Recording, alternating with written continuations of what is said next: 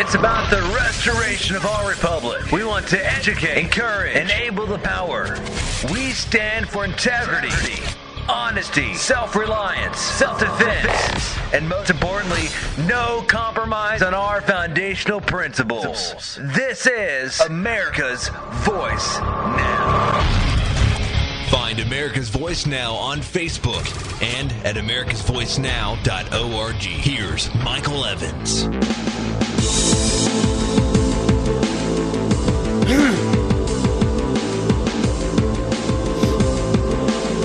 Good morning, America.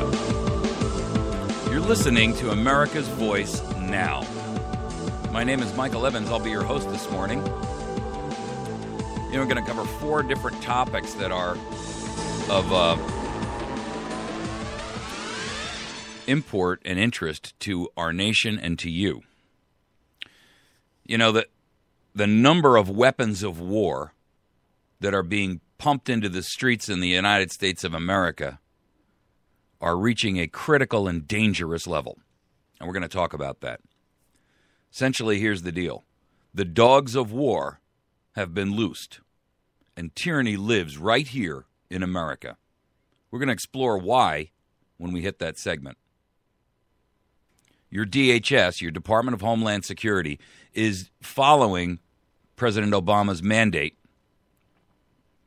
for an organization domestically centered that is as well-funded, and these are his words, not mine, as well-funded and as well-equipped as our military overseas.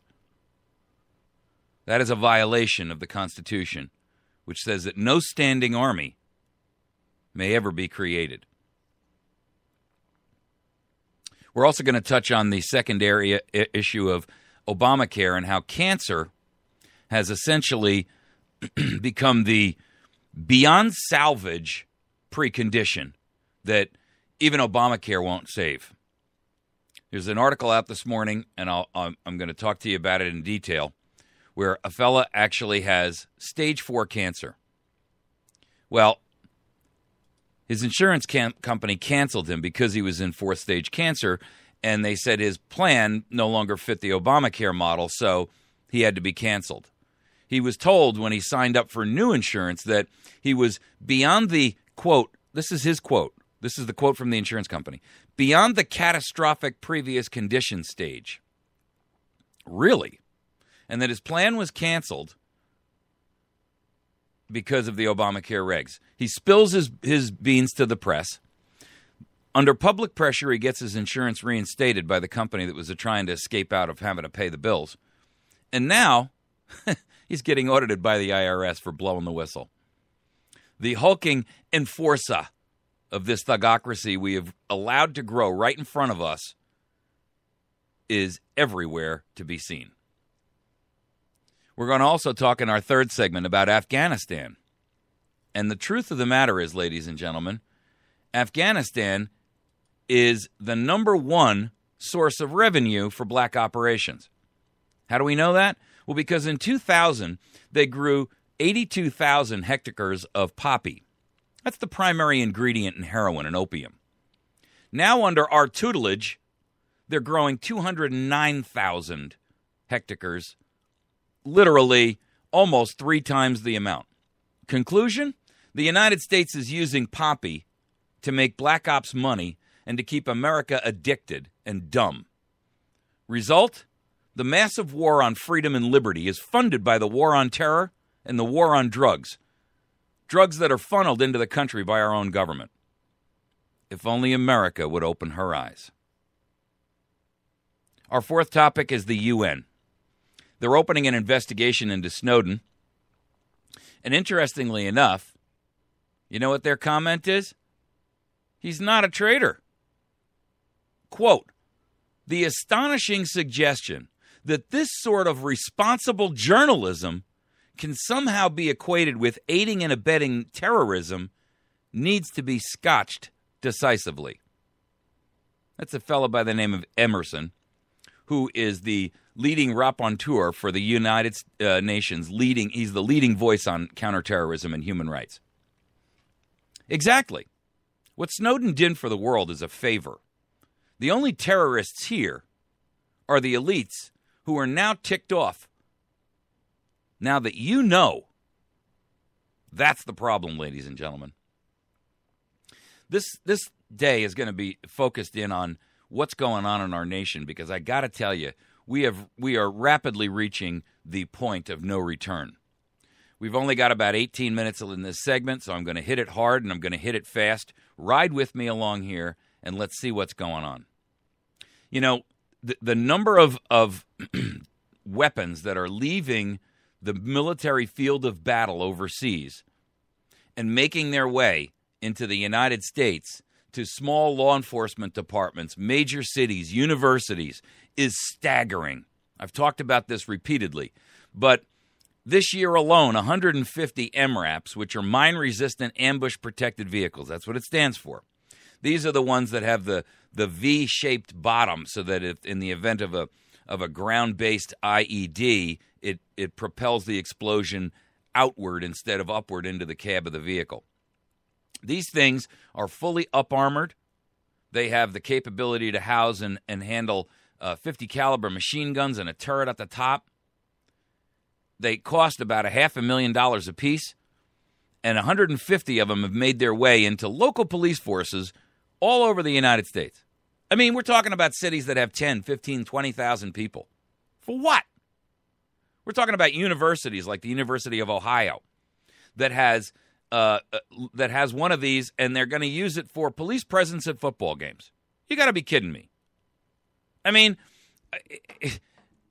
are we turning our law enforcement departments into museums, or are we turning them into pre-outfitted military organizations that will control you when things come apart? I got to tell you, where we're headed is some very, very dangerous territory. There's an excellent song out there. It was written by a band I really enjoy. I know I'm just sharing my roots here with you. But, you know, there's a song out there called The Dogs of War. And I have to tell you, what's happening in our country today is perfectly suited to this situation. What's happening is your local law enforcement departments are being pummeled and funneled with military weapons, weapons of war that do not belong on American streets. They are militarizing and controlling local police and law enforcement. They are handing them all manner of military gear, weapons, armor, armored gear, armored vehicles. They are handing them tactics, training, and they're turning your local police force into the military. You know what the difference is? Well, in the United States of America, military is not supposed to be what patrols our streets. What is supposed to patrol our streets are people who are supposed to preserve and protect the peace, not turn it into some sort of a paramilitary police state. And that's where we are, ladies and gentlemen. We have reached the stage where we now live in a police state. And most Americans don't want to know. Why they don't want to know, I don't get.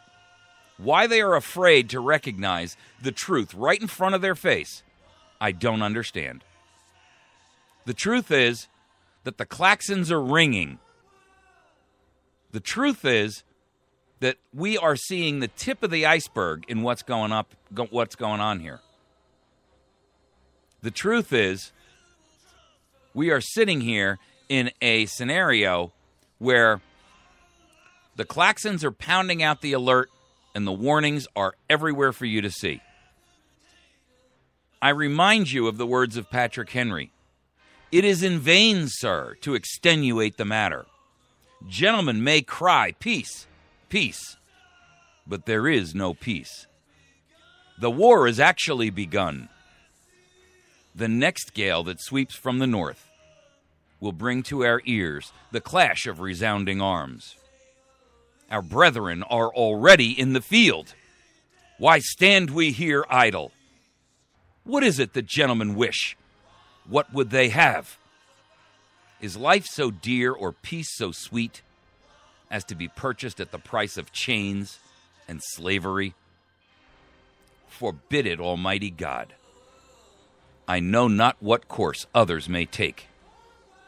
But as for me, give me liberty or give me death.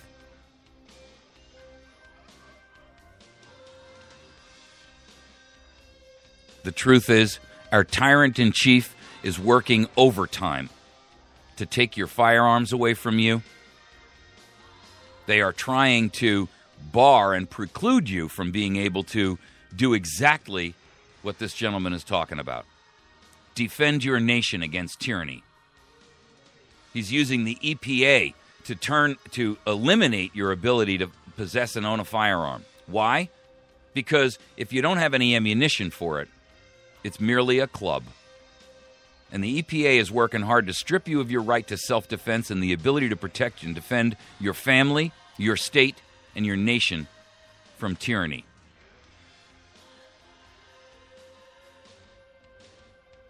Does anyone care? Is anyone listening? The truth is, it's here, folks. It won't be long now. Soon people will begin to disappear. Secret raids in the middle of the night, gag orders to those who are left behind, dossiers opened, interrogations begun, the secret tribunals. America, the writing is on the wall. These are the precursors, the ingredients, the pieces of the puzzle. These are the warning signs. And you ignore them at your peril.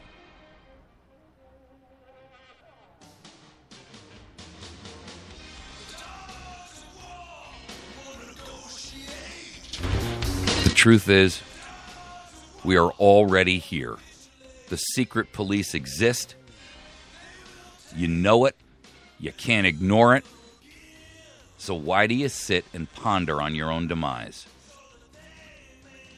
The FBI is doing what domestically the NSA can't do. Then they impede the inquiries into the IRS hearings. They block the hearings going on about NSA spying on you, where dossiers are being developed and built on every single American. They're working hand in hand. Every division of this nation, every aspect of government has failed us. You know, James Madison in 1788, this is before the Constitution was ratified. He said, an elective despotism was not the government we fought for, but one in which the powers of government should be so divided and balanced among the several bodies of magistracy as that no one could transcend their legal limit without being effectually checked and restrained by the others. But what we now have is three entities that work cooperatively, hand in hand, to strip you of your right, to strip you of your knowledge, of your intellectual ability, to strip you of your ability to protest, to fight back, to think for yourself, to utilize critical thinking skills, and recognize what's going on around you. They want you dumb. They want you silent. They want you cowering in fear. And they're winning.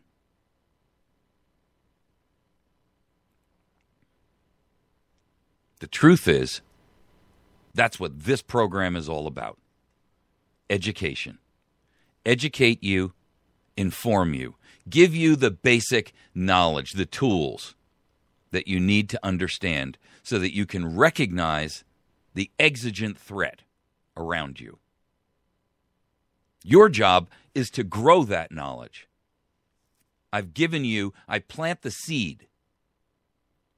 Your job is to water it, to nurture it, to fertilize it, to pamper it, to talk to it, to bring it to maturity.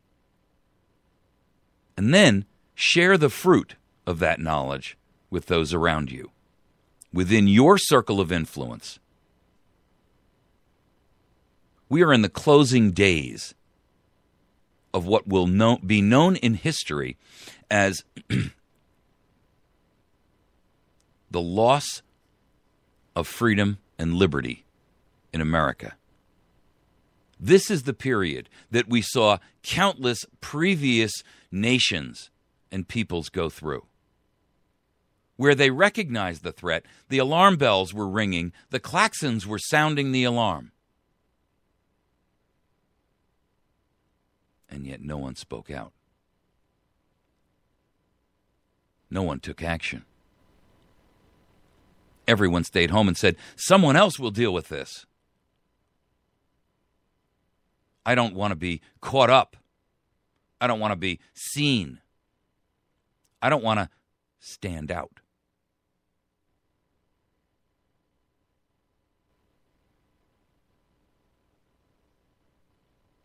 Well, in line with Thomas Jefferson, I say, quote, I have sworn upon the altar of God eternal hostility against every form of tyranny over the mind of man.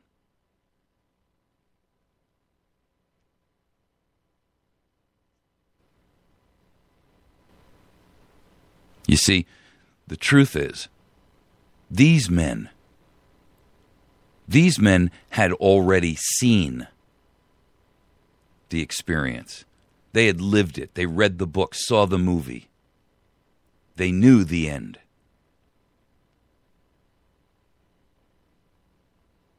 And they laid out warning after warning after warning after warning for us to heed. But no one listens. Instead, you memorize sports scores.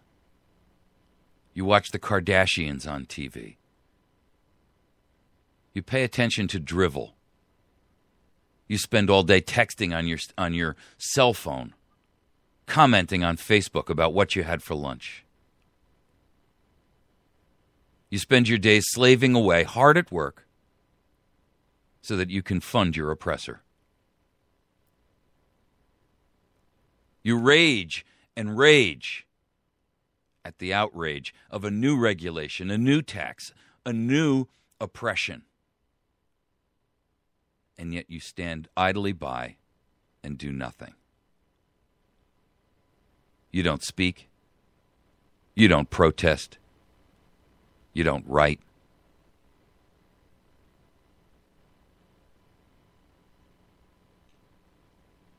The truth is, the very definition of tyranny is when all powers are gathered under one place. James Madison gave us the key to see the tyranny. And if you don't believe that they are all gathered under one place, I got to tell you, it's because you choose not to see. The Congress passes a law. They know it's unconstitutional. Therefore, according to Madison and Jefferson, it's of no import. It is null and void on its face because it doesn't comport with the Constitution itself. And they have usurped authority to pass a law which doesn't mean anything. You're not obligated to follow it. In fact, you're encouraged not to. You're encouraged not to by them, the same men who wrote it. The same men who wrote the Constitution told you over and over and over again. Have you read it? Have you ever studied what they had to say? But no, you allow a court to interpret their words for them, to you, to act as a translator for that which you can read yourself. But it's too much trouble to go and simply download a copy of the Federalist and Anti-Federalist papers and to read it and to focus and to think. And your government says, no, don't think. Don't use those critical thinking skills. We've been trying to squash that in you for generations. And you sit idly by and you allow it to continue. you read the paper, and you shake your head, and you do nothing. Well, 2014's right around the corner. We'll take care of it then. But you know you won't. You know you can't. Because it's not who votes, it's who counts the votes.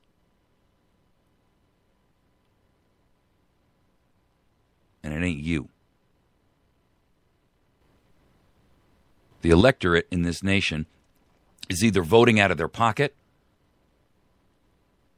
or they're voting out of some ideology, or they're voting and their vote is stolen from them.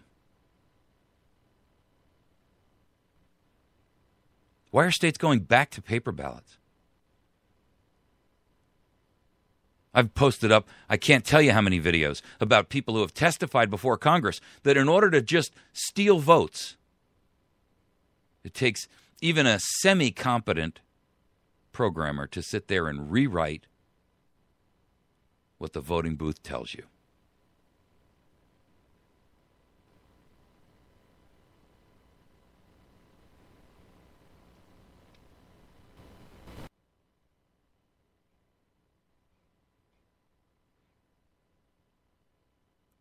An elective despotism was not the government we fought for. We fought for one in which the powers of government should be so divided and balanced among the several bodies that no one could transcend their legal limits without being effectually checked and restrained by the others.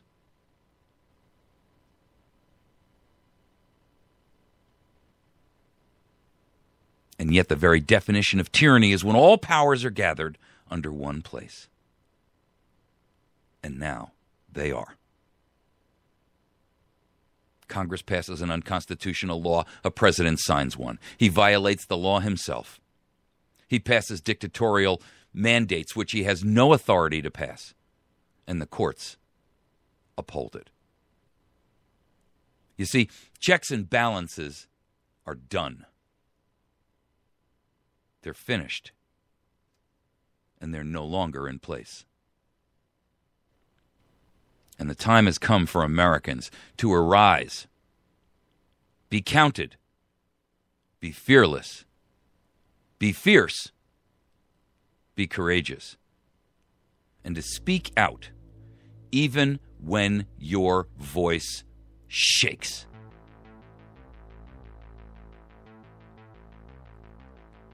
We're going to take a quick break.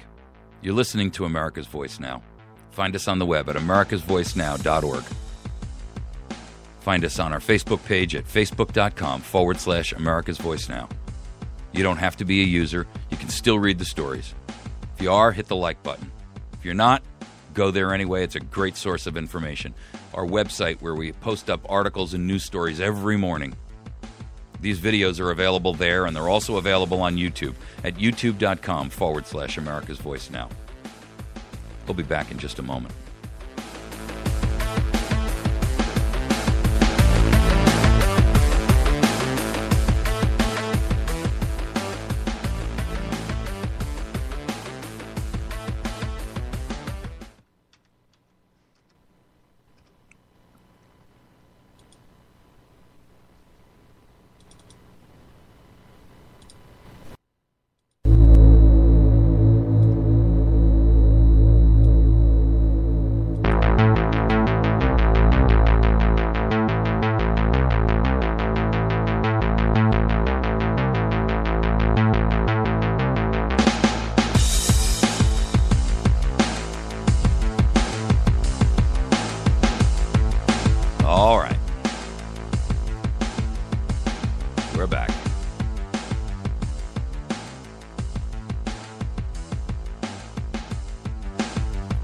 You know, the word is out that Obamacare, the healthcare.gov website's fixed.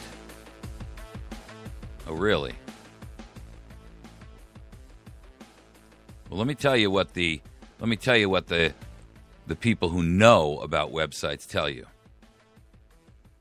The high exposure of personal information on the federal Obamacare online exchange could take more than a year to secure and lock down.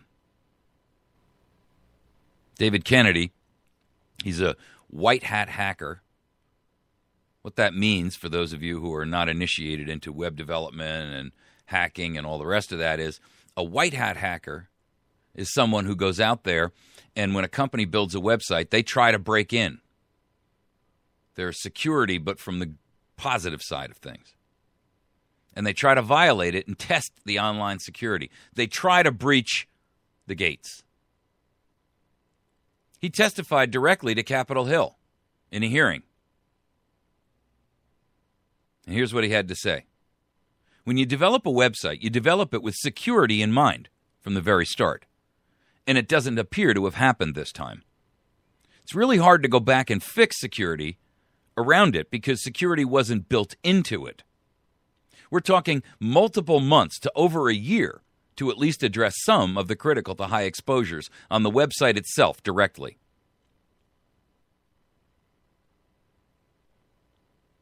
Now, the Department of Health and Human Services says, hey, the privacy and security of consumers' personal information is a top priority to us. Security testing happens on an ongoing basis, using industry best practices to appropriately safeguard consumers' personal information. Is that so? No, that is another propagandic lie. How do we know that? Because they hadn't even tested the security 48 hours before the website went online. Kennedy actually came out and said the vulnerabilities are so bad that they range from, quote, everything from hacking someone's computer so that when you visit the website, it actually tries to hack your computer back, all the way to being able to extract email addresses, usernames, first name, last name, the location of where you are. I'm telling you that Obamacare is not a health insurance program. It's a United States citizen registration system where you are voluntarily submitting all of your data.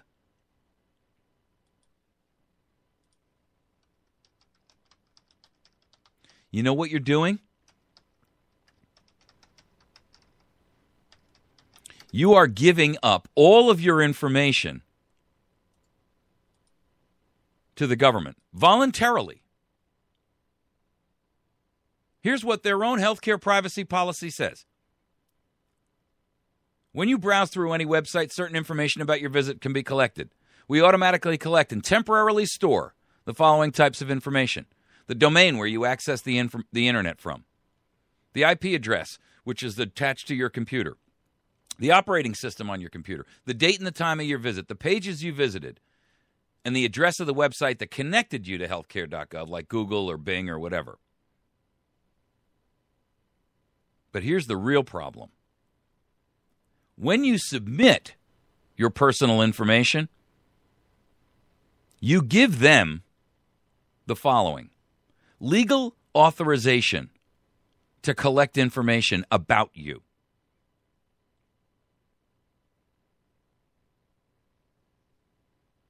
You also give them the opportunity to share that information with any agency that they so choose.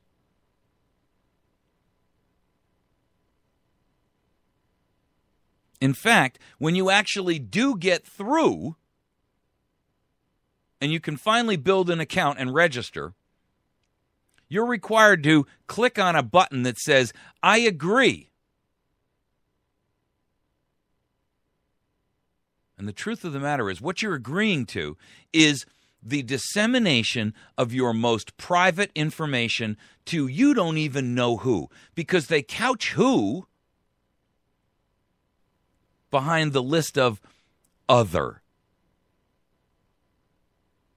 Any other agency we deem appropriate. Do you trust them? Really? Well, then let me ask you this. If you trust them so much, why is it that the United States, the IRS, is investigating people on the basis of whether or not they are an enemy of the particular administration that's in charge. No, this administration isn't the first to do that. They're one of many, many, many to do that. But these guys have taken it to a whole new level. And the truth is, they don't even care if you know.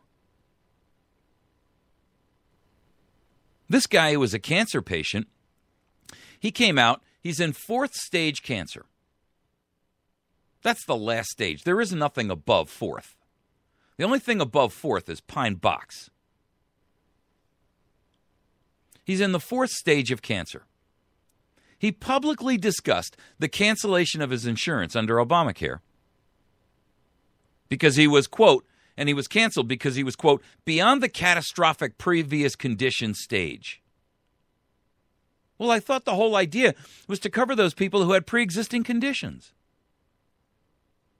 But he was beyond the catastrophic pre-existing condition stage.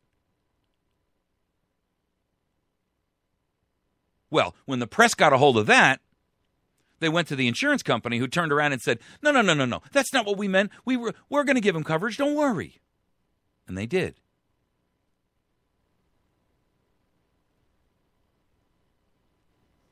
But they told him, now it's going to cost you not $161 a month, but $1,500. So he said, well, you know what? I'm not going to do that. I'm already in 4th stage, and I'm going to let nature take its course because I can't afford $1,500 a month, and I refuse to burden my family with that to add a $1,360 a month bill to an already tight budget.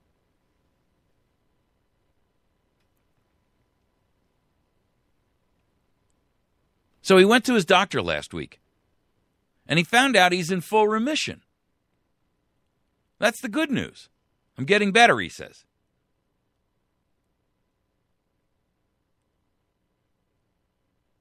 The truth is that he found out he's in full remission, and he's got 4 more months to go.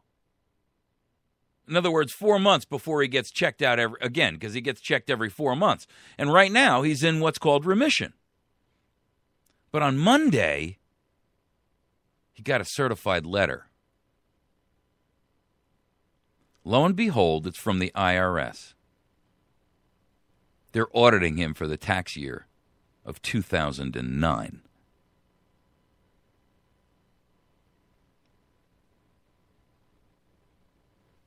You know why? Because he raised his head and spoke out. So I ask you, do you remember when Thomas Jefferson said to us, when the people fear their government, there is tyranny? When the government fears the people, there is liberty.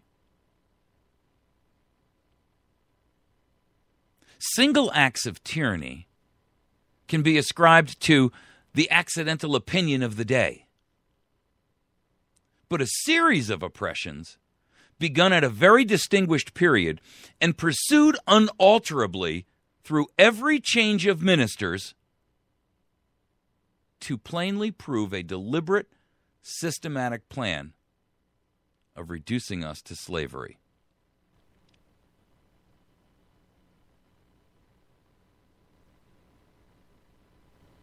See, the truth is that we don't see single acts of tyranny. I mean, the occasional one could be thought of as, well, it was a mistake. It was the accidental opinion of the day. Prohibition was a bad idea. We overrode it. We changed it. We got rid of that constitutional amendment. We repealed it.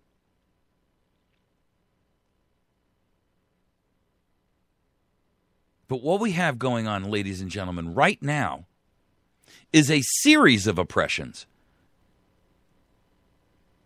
begun at a very distinguished period around 1900, pursued unalterably through every change of ministers, presidents, Congress, and the courts. And it plainly proves a deliberate, systemic plan of reducing us to slavery. The information that you submit to Obamacare is being compiled into a dossier. The information that the NSA captures from you, if you do any kind of international communication or even domestic, is added to that dossier. That which the NSA is prohibited from legally by accessing here in the United States domestically because of the law, the FBI is getting for them.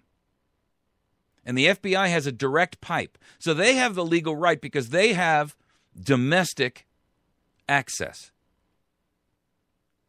And they're capturing everything the NSA can't get. And then they have a direct, straight pipe from FBI headquarters right over to Fort Meade.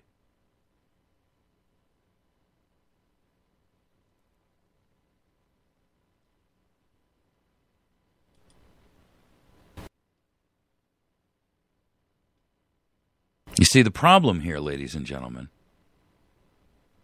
is that we are, at this point, allowing our government to become the tyrannical dictator that we fear.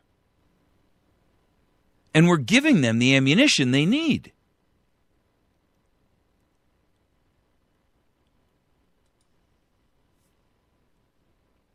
Meanwhile, there's a guy who goes over to the Mall of America, the biggest mall in the world, and he's had a really rough year in business. And I think he had a divorce. And the guy went up to the top tier in the mall, and as a gesture of goodwill, he took $1,000 in single $1 bills, and he tossed it over the railing, and he yelled, "Merry Christmas." It's an expression of generosity. It was an expression and a gesture of goodwill. But they arrested him because he might have caused an injury. He might have caused an injury. He didn't, actually. No injury was incurred. People scrambled and ran and raced to collect up those dollars. Chasing debt.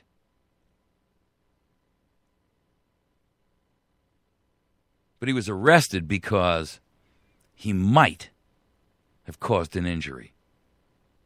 Meanwhile, back at the ranch, your government is growing record amounts of dope in Afghanistan.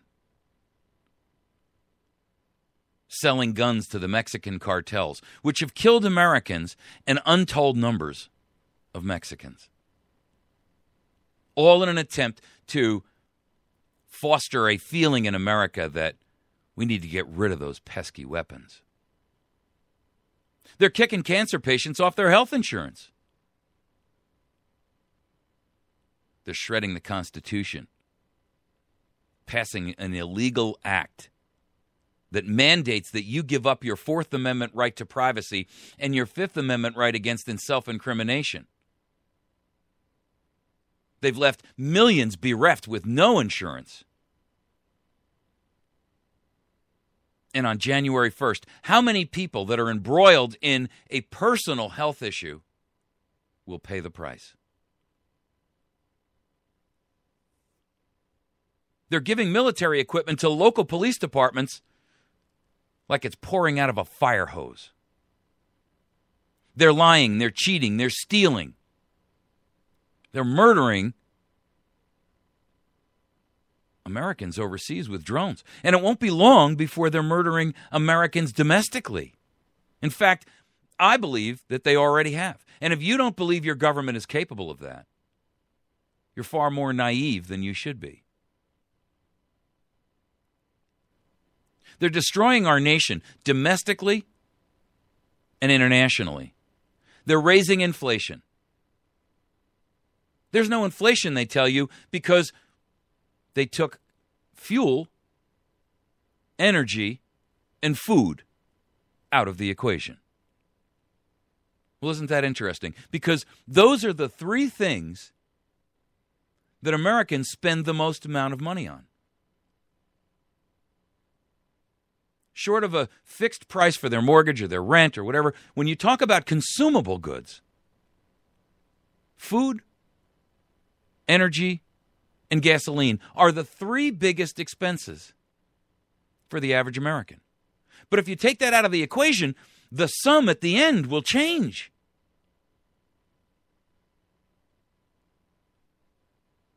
And so there's no inflation. When was the last time you looked at chicken in the store? When was the last time you went to the store and bought some food and bought bread that used to be $1.29 a loaf and is now $3.59?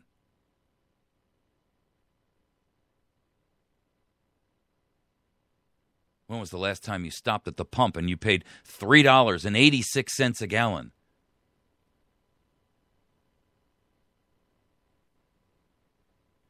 They're causing deflation while simultaneously causing inflation on you.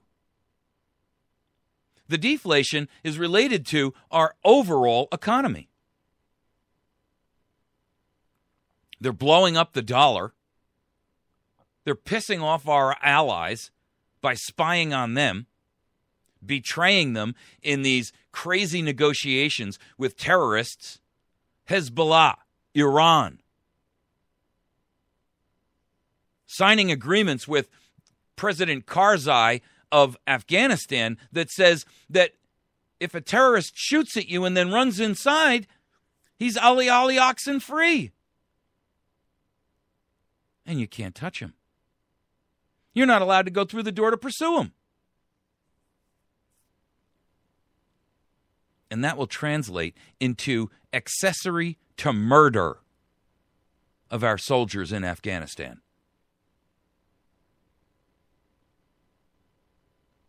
They're spying on you and building these tyrannical dossiers that would make somebody like Stalin and Hitler and Mussolini and Pol Pot and Mao smile like the Joker. They're taxing you into poverty. The EPA is out there planning new rules and new oppressions for you every single day. They're drying up the lead supply. They're out there trying to take control of all water, including that dry creek bed that runs behind your house and that pond that's out there on your farm. They're stealing your land. Yes, the land you paid for? Yeah, right. That's the one that you have to pay tax on every year just to continue to own.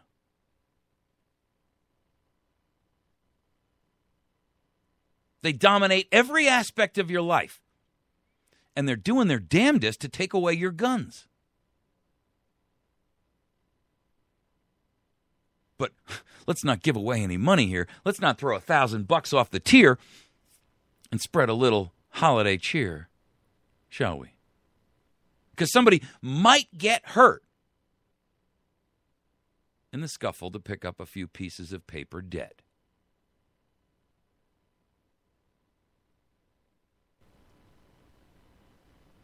The banks are out.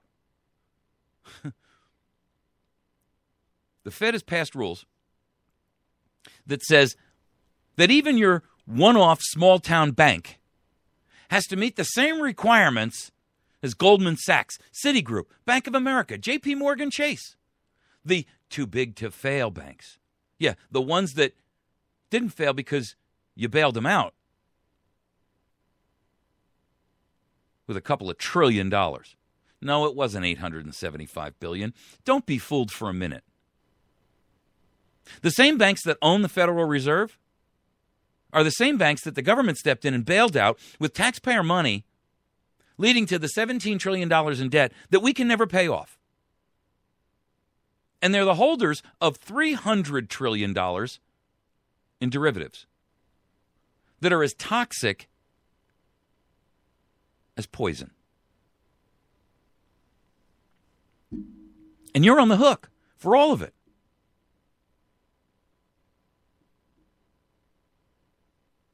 Still think we live in a free market nation? Still think we have freedom and liberty? Well, I'm sorry to burst your bubble. It's really a police state under fascism. And you are food and livestock for the elite, to be bought and sold and traded like a commodity, to be culled when you're no longer useful.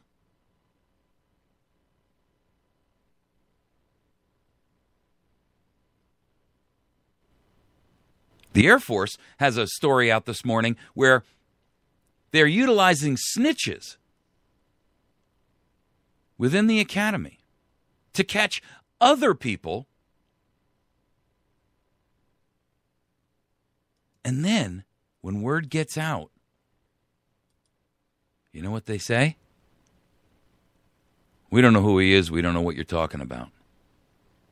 The Colorado Springs Gazette has a story out there. Eric Thomas. He was put out there by the Air Force's Office of Special Investigations. He set up drug purchases, followed around suspected rapists, and fed information back to the Air Force brass at their request. In fact, not at their request. They intimidated him into doing so. And he was successful. They got 15 convictions for drugs, 2 convictions of sexual assault. But he got into a fight with one of the people that he was ratting on when he was trying to stop the guy from assaulting someone sexually. And you know what the OSI said, the Office of Special Investigations for the Air Force? He was disavowed. We don't know who he is. We don't know what you're talking about. The result was he got kicked out of the academy. And he's not the only one. Now that the word is broken, he was told, well, you're the only one. Turns out there were 4 others who ultimately found out by getting together and talking about it that they were each told the same thing.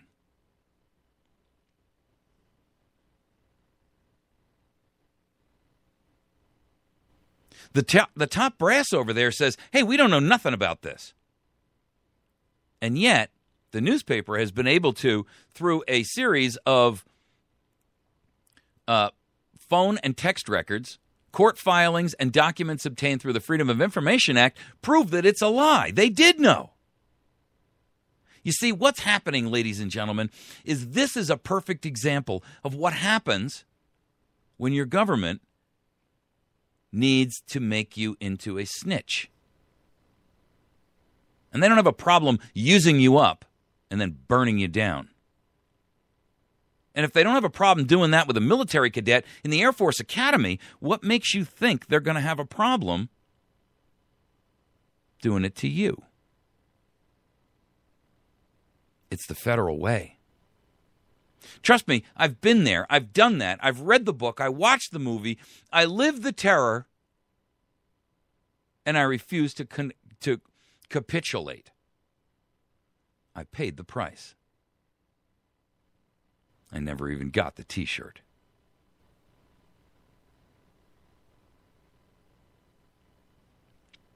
The truth is, we have allowed our nation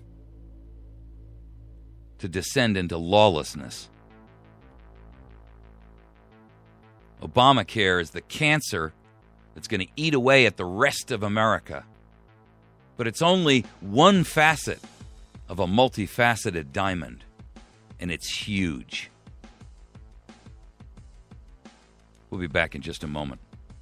We're going to look at how Afghanistan has turned into the poppy capital of the world.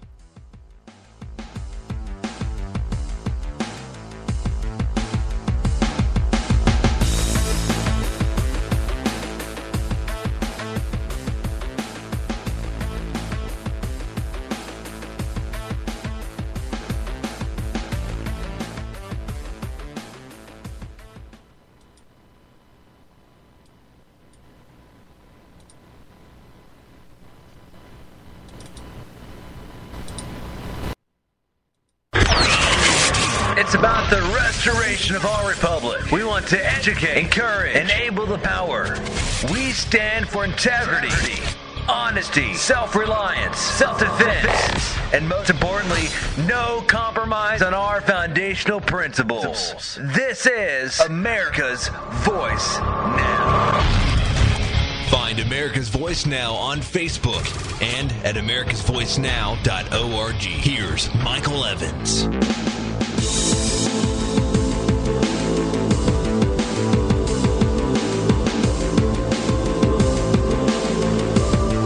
Good morning, America. You're listening to America's Voice Now. We're in our third segment this morning. It's December 3rd. We're going to talk a little bit about the crime of what we're doing in Afghanistan.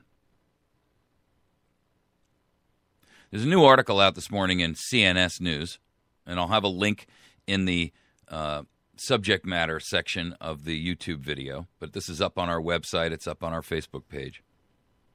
You can find those by going to americasvoicenow.org. You can find them by going to our Facebook page at facebook.com/America's Voice Now.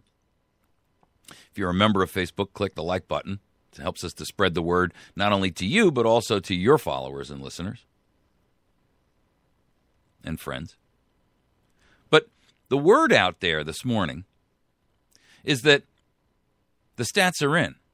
After 12 years of U.S. occupation, and it is occupation, Afghanistan is growing a record opium and poppy crop. Now, why would that be? Well, let's take a look at it in the real-world perspective. Before the war in Afghanistan, in 2000, the people in Afghanistan, which, by the way, has traditionally always been known as perhaps the biggest poppy developer or grower in the world. They always have been. They grew 82,000 hectares, of poppy. 82,000 hectares. It's the primary ingredient in heroin and opium. When the Taliban was in control in 2001, however, they grew a very, very limited amount because the Taliban said, hey, we don't want you growing this.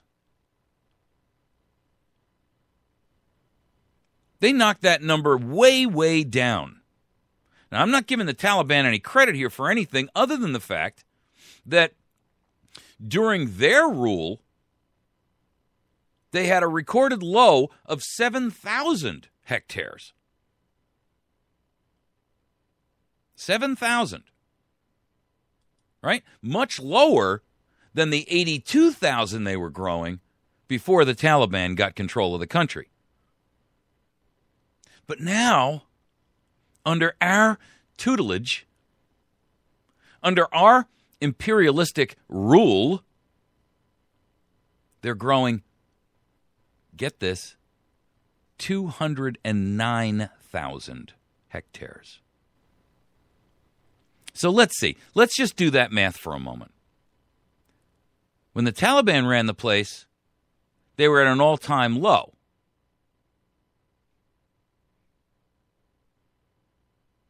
Correct? They were at an all-time low of 7,600. But then we came along and we knocked the Taliban out. And that number went up to 82,000. 10 times, 12 times the amount. And now they're growing 209,000, almost 3 times the amount they were growing before we kicked out, or after we kicked out the Taliban. That's hundreds of times more than they grew under the Taliban. Conclusion? The United States is using poppy and opium to make black op money. If you think for 1 minute that the trillions of dollars that are being expended by our government are not subsidized by the wholesale government-sponsored terrorism of drugs, you're very, very naive.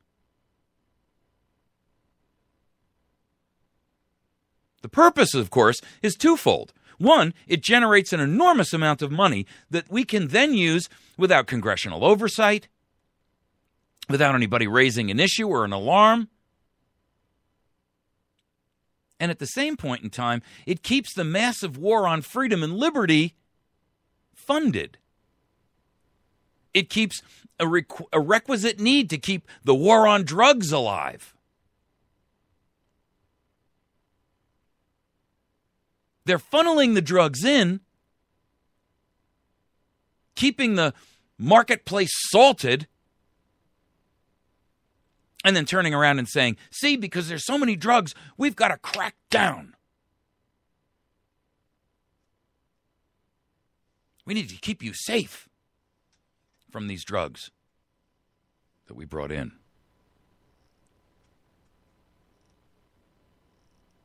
Not to mention the fact that they can continue over there to the delight of the military-industrial complex, who are selling literally trillions of dollars of equipment and gear and new gadgets and toys to the Pentagon and the DOD, who then turn around and say, after the equipment's been in place for a year or two maybe, well, you know what? This stuff is worn out. And the contractors need new orders. So let's funnel it back to America and give it to the police departments and law enforcement agencies around the country. And then we'll siphon a few guys over there to show them how to use it, and we'll train them. And ultimately, we're building up cachets for the DHS's private army to go to war against American citizens.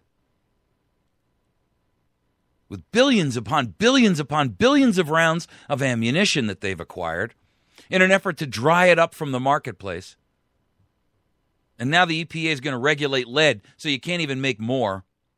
Ammo prices will be skyrocketing in 2014. Heroin use in the United States has grown by leaps and bounds. Where's it all coming from? Afghanistan. Where else? Do you know that the nation of Afghanistan has more lithium than any other place on earth? You know what lithium is used for?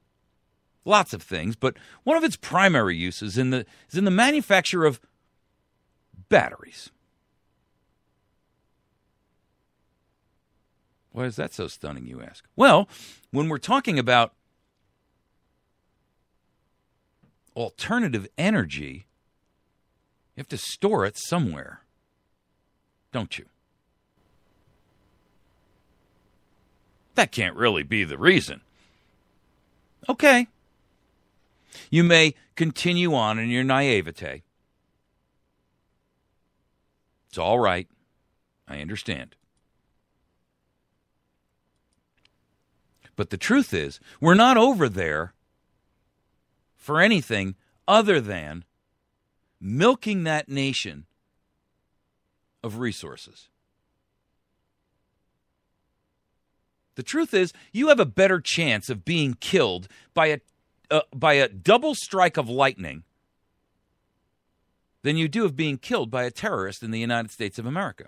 The risk of you being killed by a foreign terrorist is infinitesimal. It is so microscopically small that you take greater risk driving to work. You have a greater risk crossing the street of being struck by a vehicle than you do of being killed by a terrorist. And yet we have spent trillions of dollars. We have sacrificed all of our rights, God-given, naturally bestowed upon us, for some ephemeral safety that doesn't exist.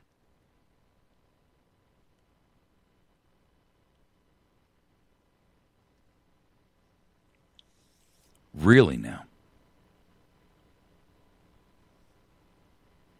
Is this the government? Is this the government that we broke away from England for? Is this the government that your fathers and my father died for? Or fought for? Or bled for? James Madison said to us, an elective despotism was not the government we fought for. We fought for one in which the powers of government would be divided and balanced among the several bodies so that no one could transcend their legal limits without being effectually checked and restrained by the others. And yet, we have a nation that has descended into lawlessness, approved by all three divisions, the executive, the judicial, the legislative. Where is the protection for the people from the NSA and the FBI, and then building dossiers and files on you and monitoring everything that you do? Where is the protection?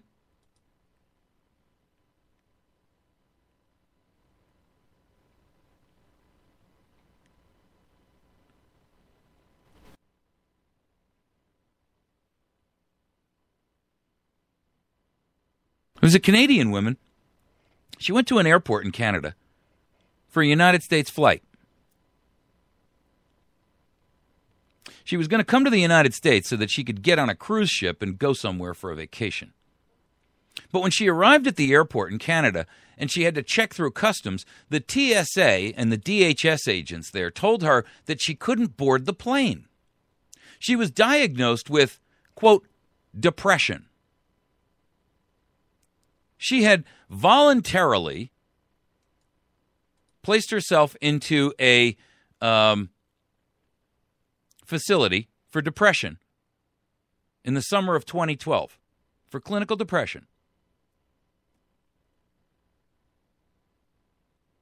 But when she got there, it turned out that the TSA and the DHS had gone through and read a lot about her on Google.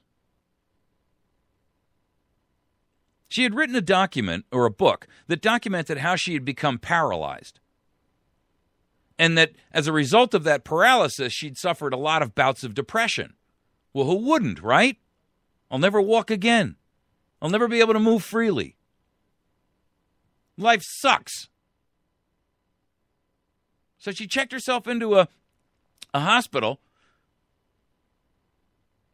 and they used that as a reason to say, sorry, you can't come.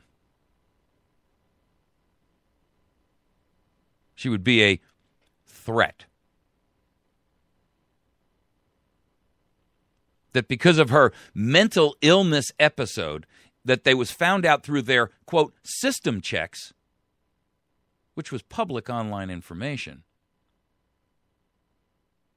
that she would be required to undergo medical evaluation by a DHS-approved doctor before she could come into the United States and be accepted to just come here to travel to get on a boat.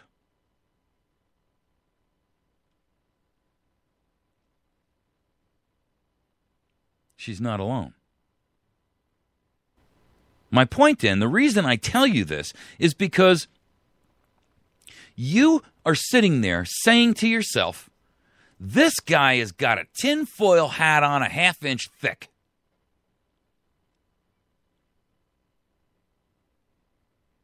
He's telling me that I should be worried about all this data they're capturing and they're building dossiers on me, and I don't buy it. Okay. You don't think that all this data that's being collected and bought and stolen and stored on you is a cause for worry? Au contraire, mon frère. Because what you don't know is that even innocents will suffer at the hands of tyrants. And you don't know yet exactly what tool they'll use against you.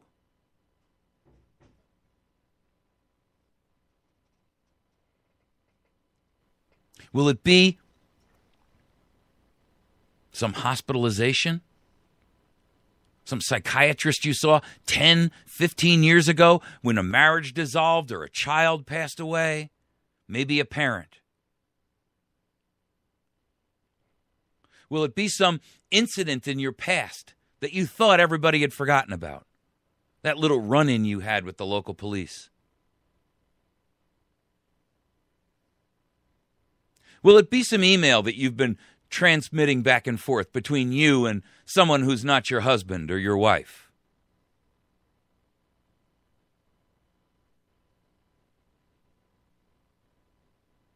Will it be a business deal that was a little sketchy, but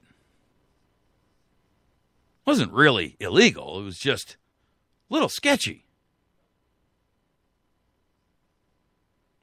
but can now be used to open an investigation.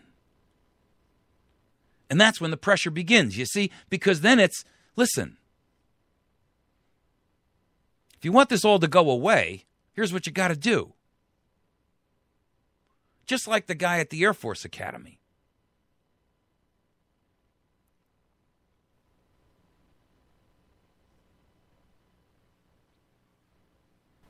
The truth of the matter is, ladies and gentlemen, we are done as a nation of freedom and liberty. It doesn't exist anymore. We now live in a police state. And you don't want to see it for what it is. Because human nature has this failing. You see, here's what it is. It says that when I see a problem, when I step away from my denial, and I finally acknowledge it exists, I have to do something about it. And your fear and your trepidation and your refusal to get involved is your denial of its existence.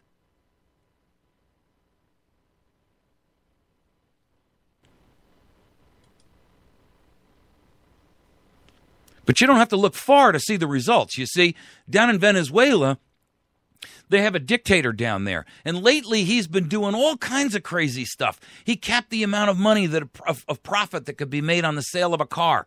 He's opened up stores and forced them to lower their prices, and at gunpoint, forced those stores to sell at 1/10 of the public price because they were evil profiteers. And yet the other day, while he was out there touting how wonderful this all was, the electricity went out throughout the whole nation.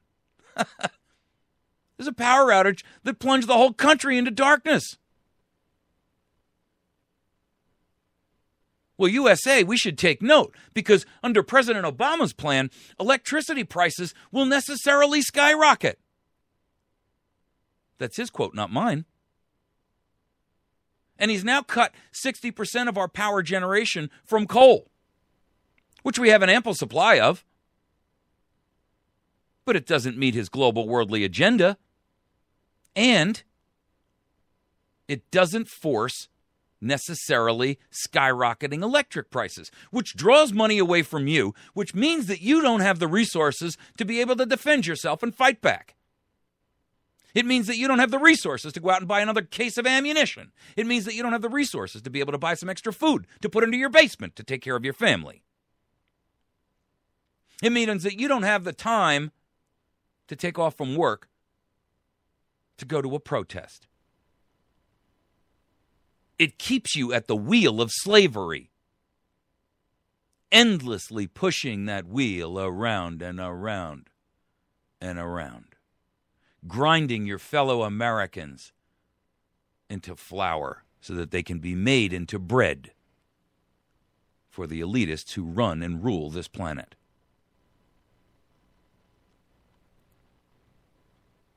He's replaced 60% of our power generation of coal with 12% wind and solar and geothermal. Well, what about the missing 48% of our energy? Our future will look identical to Venezuela's. Skyrocketing prices, deflation of our currency, inflation of everything that you buy, massive unemployment, and the government telling you how good things really are.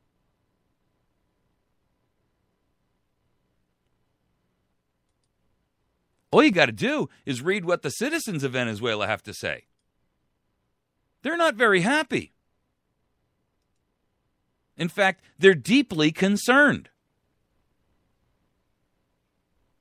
I feel so frustrated, angry, and impotent, says a sales advisor.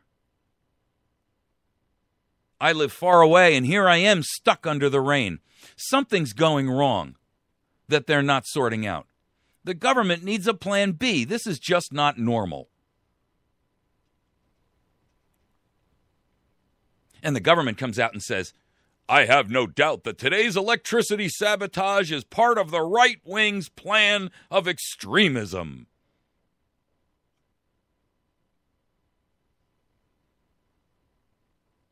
Well, it's so obvious when it happens in a foreign country. But why aren't you looking at it happening in your own backyard?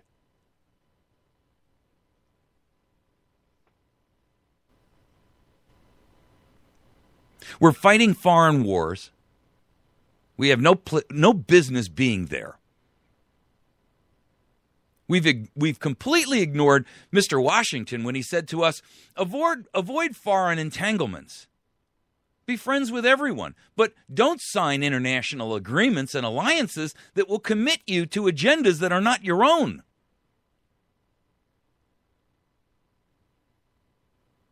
And the real reason we're over there is because we get to funnel drugs into this country so that we can continue the war on drugs, and then we get to utilize the reason we're over there to keep on pumping the war on terror. All of it, meanwhile, is subjugating you, stealing your rights, stealing your liberties, stealing your freedoms under the guise of the adage, we're keeping you safe. When I was a kid growing up in the East Coast, that's what the gangster would say when he walked into the store and the store owner said, hey, listen, I don't really need protection because I've never been robbed. And the hulking enforcer would stand up and say, yo, you don't understand. You need protection from us. We want our 20%. We'll be right back.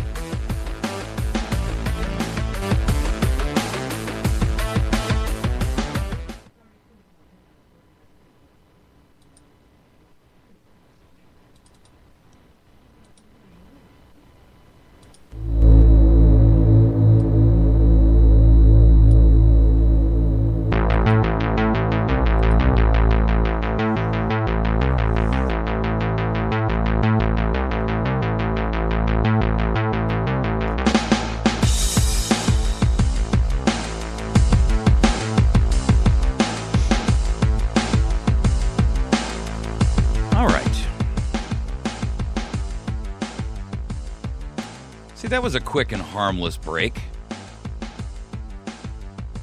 It's the beauty of radio. See, all it cost you to listen to radio, the last bastion of free speech in the world, a few minutes of your time for a commercial here and there. And it's the one area that can't be controlled by mass media. You know why? Because there are 10,000 little radio stations out there, most of them mom and pop organizations, and a lot of them owned by patriots. And you can't corrupt them all. It's easy when there's only 6 or 8 corporations that pretty much run the mainstream media. They can control everything you see on television. They can control everything you read in all the massive papers in the country. But when you got 10,000 little radio stations out there, wow. A little bit different, isn't it? It's like trying to herd cats. Kind of hard. You know, I'm no fan of the United Nations. You all have heard me decry them as the tyrants and the tin pot dictators that they really are. And you got to admit, the United Nations is a pretty shameful organization. Their alleged peacekeepers have a history of rape and pillage in every place they go in to keep the peace that's worse than the actual people they're going in there to stop their atrocities. I mean, it's literally a joke.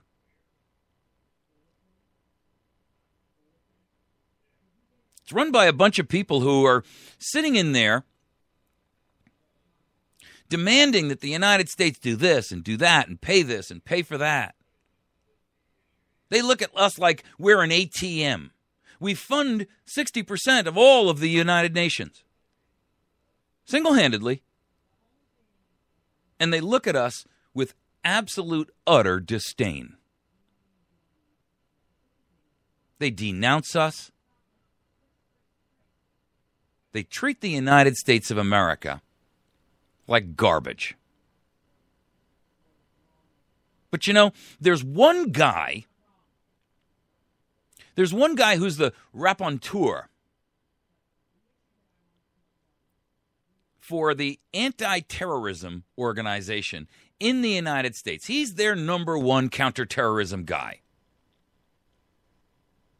And you know what he came out and said the other day?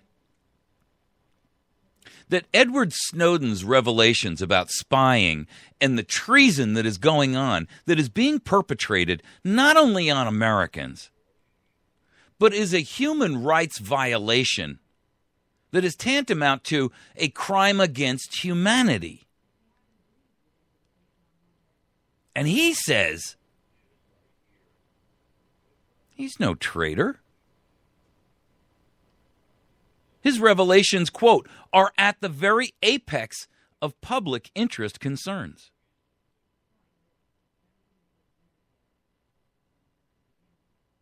Our government calls Edward Snowden a traitor.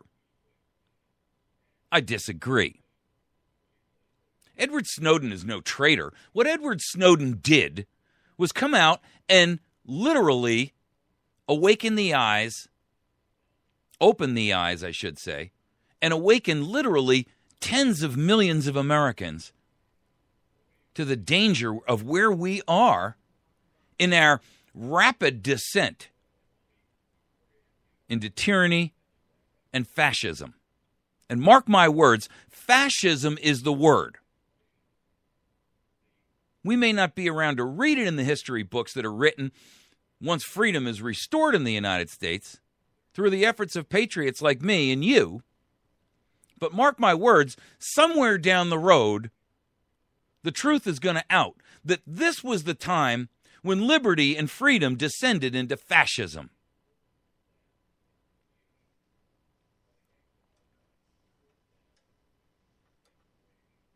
And this guy came out and smacked the nail right on the head. Here's what he had to say. The astonishing suggestion that this sort of responsible journalism can somehow be equated with aiding and abetting terrorism needs to be scotched decisively. Translation into American English? I can't believe that this government of the United States is equating this action by a responsible journalist with aiding and abetting terrorism. He went on to say, it is the role of a free press to hold governments to account. And yet there have even been outrageous suggestions from some conservative MPs in Britain that the Guardian newspaper should face a criminal investigation. It has been disheartening to see some tabloids giving prominence to this nonsense. So let me break this out for you. This guy is actually telling the truth. The role of the free press, which has long ago been abandoned by the Ministry of Propaganda, that literally has a hotline fax machine straight out of the White House. They're not telling you news. They're not doing investigative journalism. They're simply recounting that which the government hands them. They are propagandists. And you're taking it in. Garbage in, garbage out. It's an old phrase. If you baked a loaf of bread and you put dog excrement in there, is it going to be tasty when it comes out of the oven fully baked? I don't think so. When you put garbage in, you get garbage out. And if you're not utilizing critical thinking skills to see around, to read between the lines, to educate yourself, to inform yourself, to be able to build and develop your own opinion and not parrot those of others, then you're allowing the garbage to control you.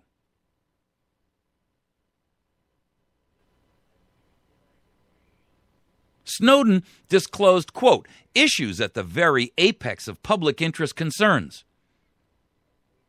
And the astonishing suggestion that this sort of responsible journalism can somehow be equated with aiding and abetting terrorism needs to be ended. It is the role of a free press to hold governments to account. And yet there have been outrageous suggestions that from some conservative ministers of parliament that the Guardian should face a criminal investigation. It has been disheartening to see some tabloids give prominence to this nonsense.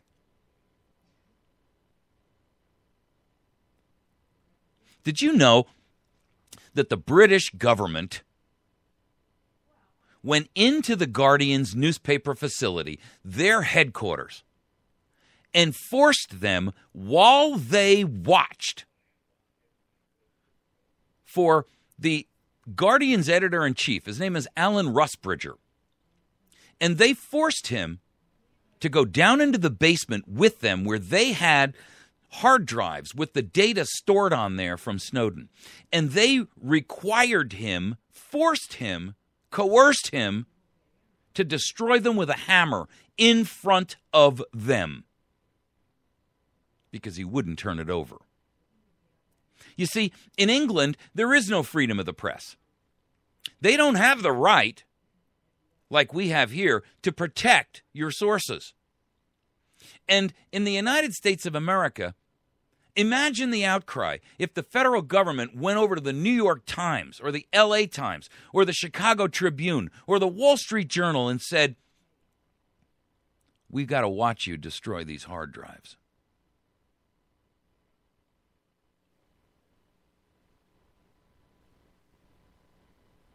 Now, the truth of the matter is, listen, our media in this country has to walk this fine line.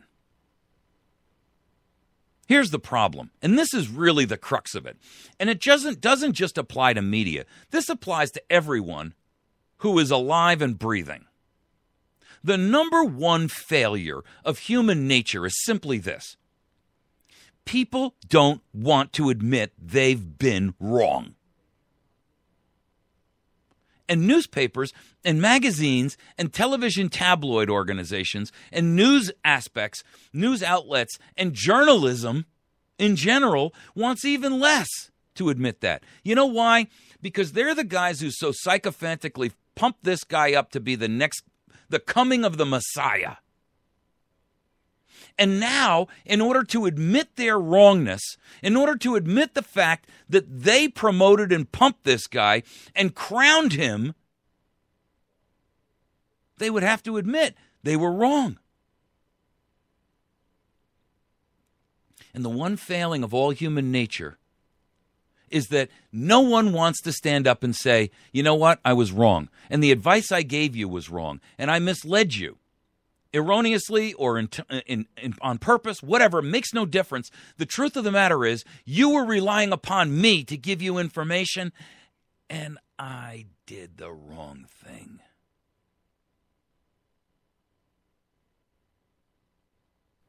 Well, it's all about credibility, they say. No, you see, the truth is, the media has no credibility. Because everyone recognizes that they're not really telling you the truth anymore. Everyone recognizes that there's no more investigative journalism. There's no level of credibility. That's gone, like smoke in the wind. Now we have to sift through the rubble of what they give us to try to identify, to find one piece of bread, one crumb of value. And more often than not, it's couched and buried under layers of lies and deceit and dog excrement.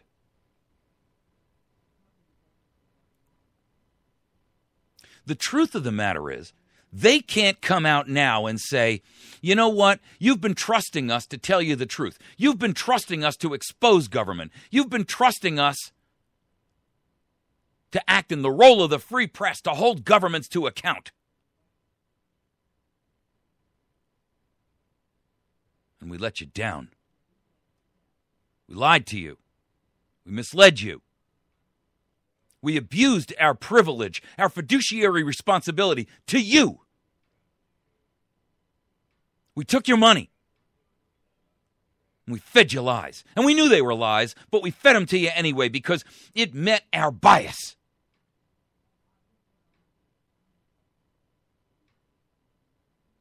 That, ladies and gentlemen, is an apology you will never hear.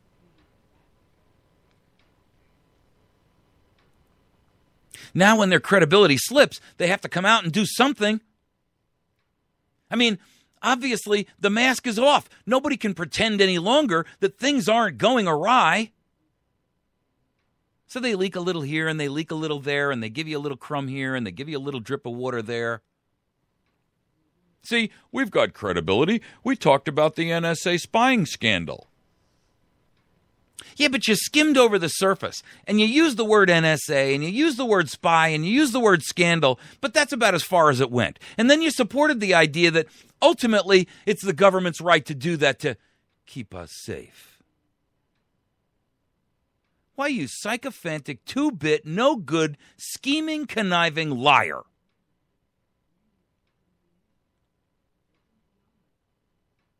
If you call that journalistic integrity, you should be ashamed of yourself. What did you spend all those years in college learning? Oh, that's right. You were educated by a professor who told you that this is really in your best interest to do it this way. Forget your conscience. Forget your morals. Forget your integrity. Forget your honor. What matters is the bottom line and whether or not you get access to the White House. Because if you write this bad story, you know you're never going to get another interview.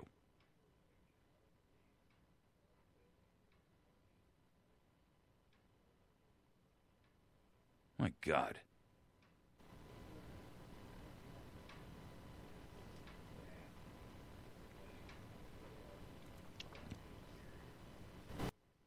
The truth of the matter is, what Edward Snowden did was a boon for the people of the world.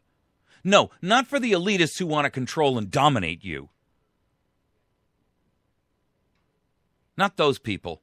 Those people don't have your best interest at heart. You are food to them. You are a crop grown. They're farmers. You are livestock to be bought and sold and traded and occasionally culled when your usefulness has expired, like a rancher and his cattle. You're a sheep to be shorn multiple times a year as the need arises, and they pay attention to you only around in November when you get a little scrap of food so that they can get back into power. 90% of all incumbents get reelected. How is that? How exactly does that work? Congress has an approval rating, came out the other day in a poll, of 6%.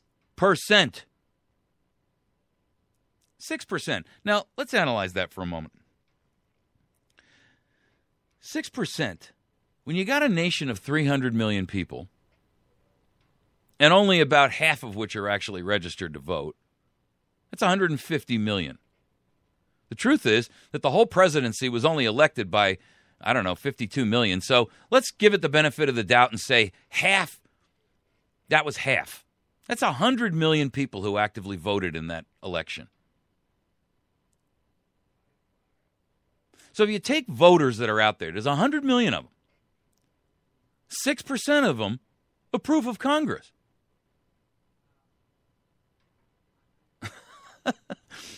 Now, look, for the record, more than 6 million people live in Manhattan. Okay? And in the total number of people that currently work for the federal government, the truth is that the actual number of people that are employed by the federal federal government itself are 4.3 million people. So let's take that now in the context of 6 million people who actually support Congress, recognizing that 4.3 million of them actually work for the government. This adds a whole new irony to the friends and family plan, doesn't it? It's not even everyone who's employed in the federal government and their spouses.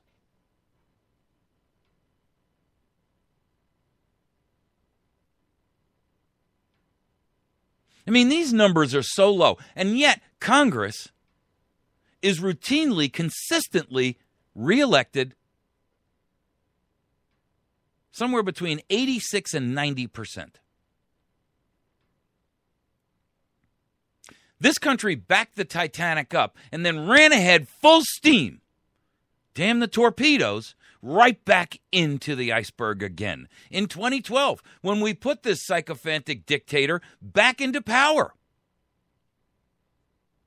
And we gave him a second crack at destroying our economy and destroying our society and destroying the fabric of our Constitution and bankrupting our nation and involving us in foreign conflicts we have no business in, and cutting treaties that are against the nation's best interest,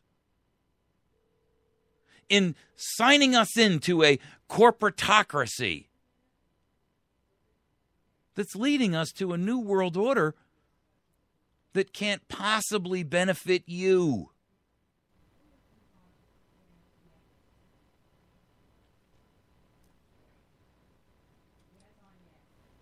The truth of the matter is,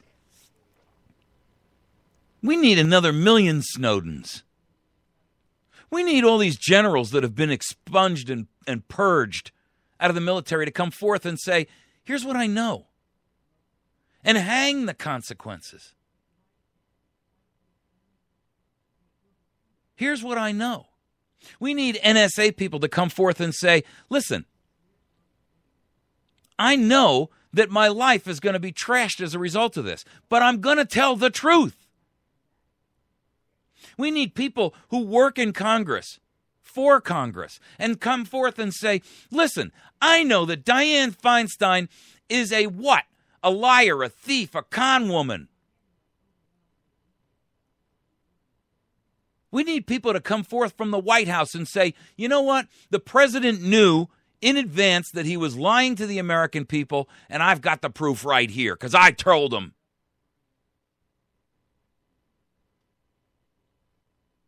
We need people to come forth out of the court system and say, this judge knew empirically that that man or woman was innocent, and they allowed that trial to go on.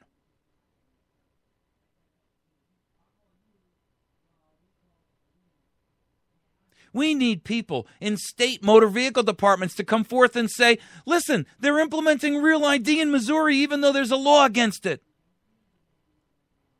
And I know that my future is trashed, and I know my career is trashed, but guess what? The future of the nation is worth it.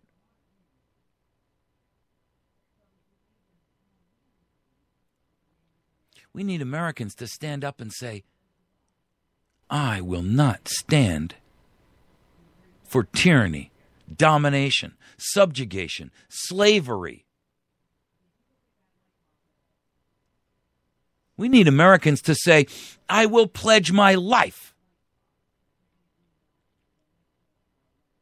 my fortune, and my sacred honor to save this nation.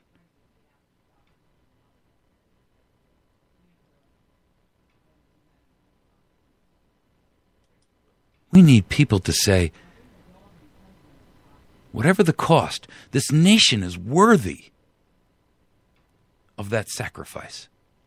And I will speak, and I will act, and I will protest, and I will organize. I will educate. I will inform others, even when I know I am putting myself at risk. And I'm not telling you to do something I don't believe in. I'm not telling you to do something I don't do myself. Listen to the last 4 segments and tell me somebody's not recording this somewhere, putting it in my dossier. I know they are. And I know that at some point in time, and it won't be long from now, I will pay the price. Again.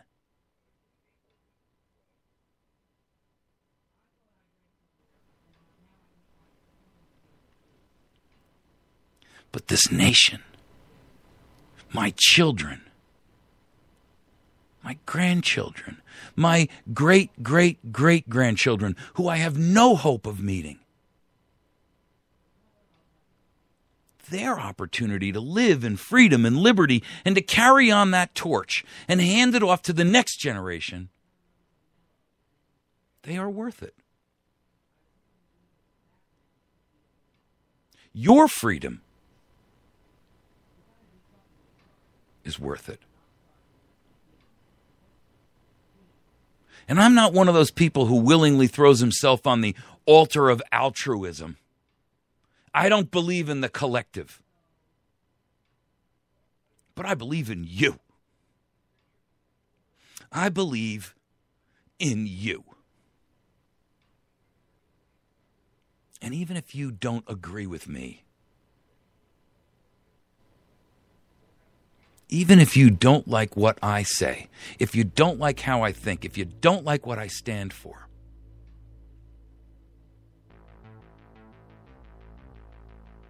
I would put my life on the altar to give you that right.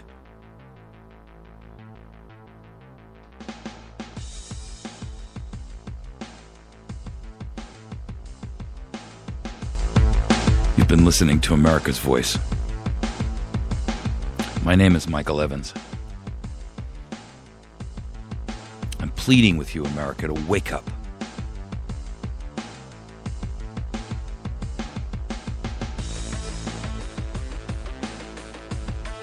We'll see you tomorrow morning. Have a great day. God bless each and every one of you. Do the right thing. Everywhere. All the time. Even when no one else is looking.